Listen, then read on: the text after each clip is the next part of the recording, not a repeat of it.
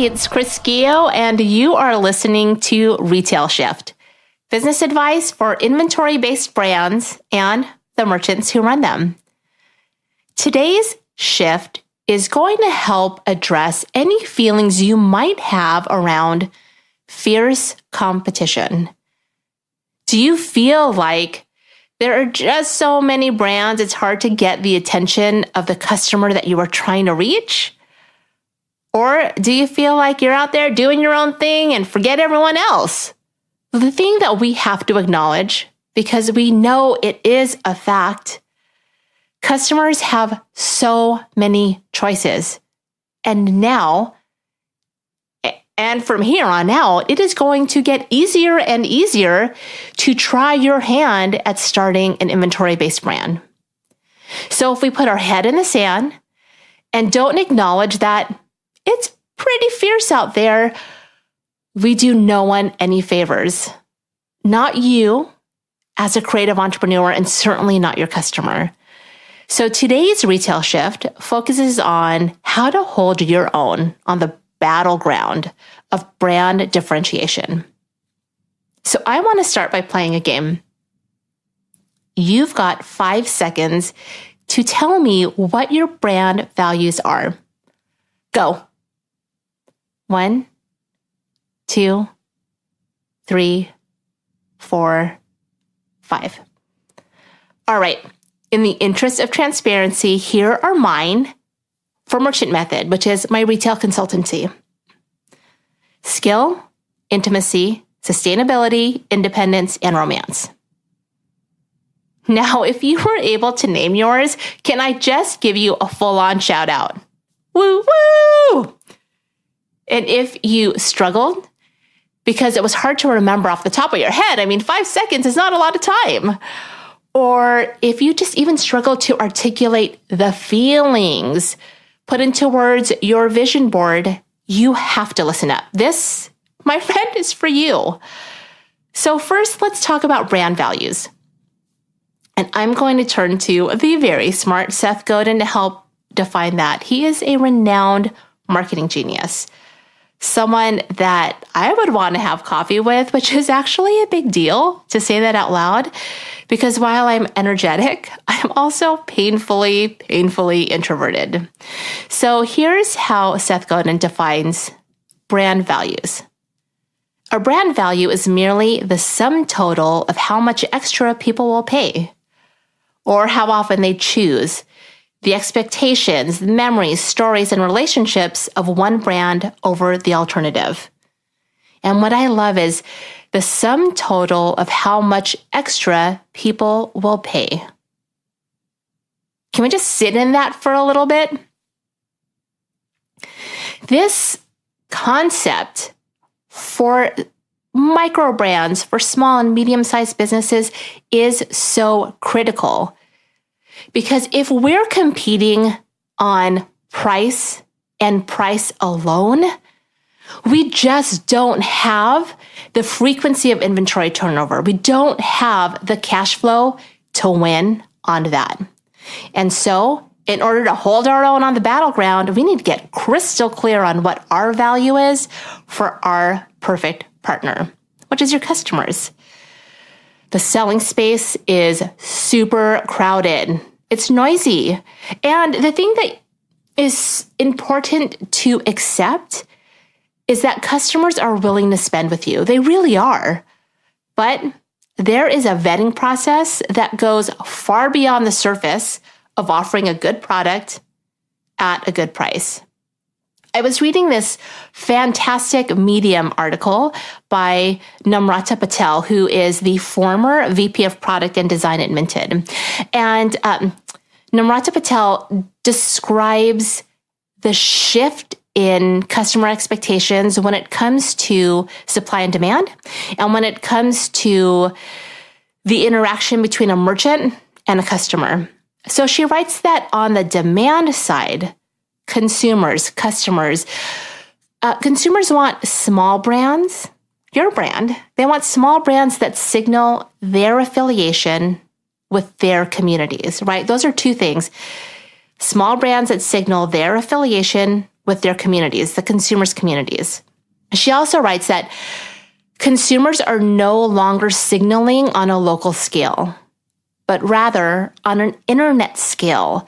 So relying on being local, shop local is important. It is absolutely important and absolutely critical, but relying solely on that is not enough because consumers are signaling on the internet scale.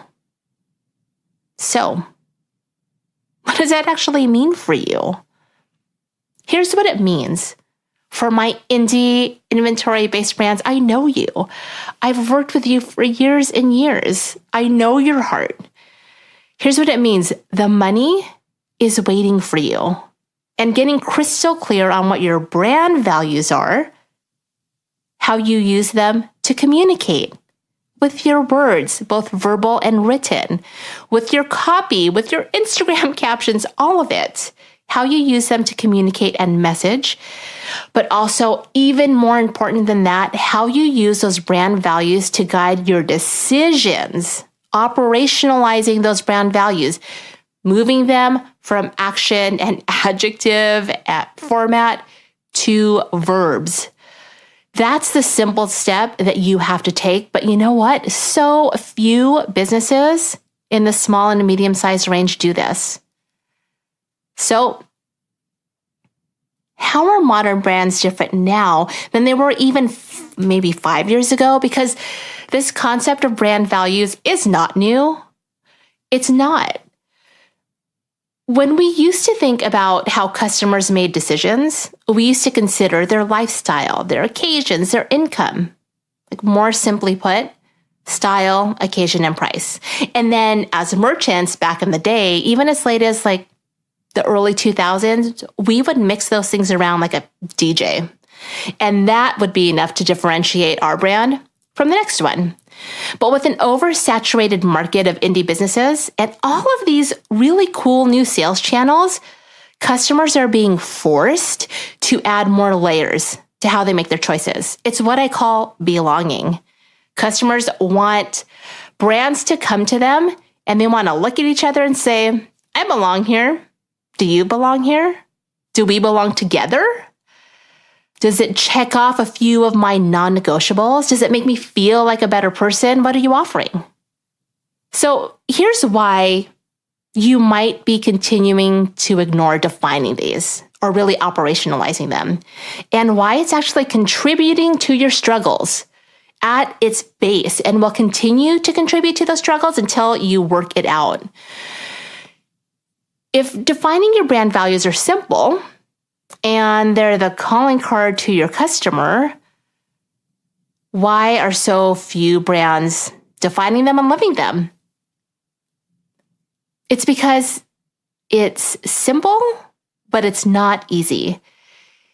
Even more than that, it opens up business leaders, truly opens up business leaders and entrepreneurial retailers and makers. It opens you up to the possibility that what you've created and who you've created it for is actually different than who's responding. And that is a really scary proposition. It will not go away. It will not improve until you have that exploration. So, you know what you need to do. And here are the 4 big shifts that it unlocks for you once you do it. Number 1, it just eliminates internal confusion. You know what confusion is? Wasted time, wasted resources, because the direction is obvious. Number 2, it improves poor communication. And you know what happens when communication is improved? People are more confident. They are more confident and quicker to action. They doubt themselves less. Number 3, it strengthens you as a product and brand manager. You're tightening up, tight. Customers know how to interact with you. And then number 4, you're probably going to make more money at a higher profit. That's your retail shift. Hold your own on this battleground of lots of competition by defining your brand values. And so now you know what you need to do why you need to do it and you actually know what the benefits are. So I'm going to invite you to come a little closer with me because I want to really help you make the shift and have it stick now and into the future. I want it to be something that's operationalized and not a Band-Aid because it's so critical for your success as a leader, for your success as an entrepreneur, and for you to continue to serve those customers you so passionately want to serve. And in order for me to do that, you need to join me in my podcast group. So go to merchantmethod.com/retail shift, SHIFT, merchantmethod.com/retail shift. And we're going to talk through how to do this through live Q&As and work prompts so you can continue to explore and discover this for yourself. Thank you again so much for joining me. It would not be the same without you. And until I catch you next week, keep committing to those small but meaningful retail shifts. Bye.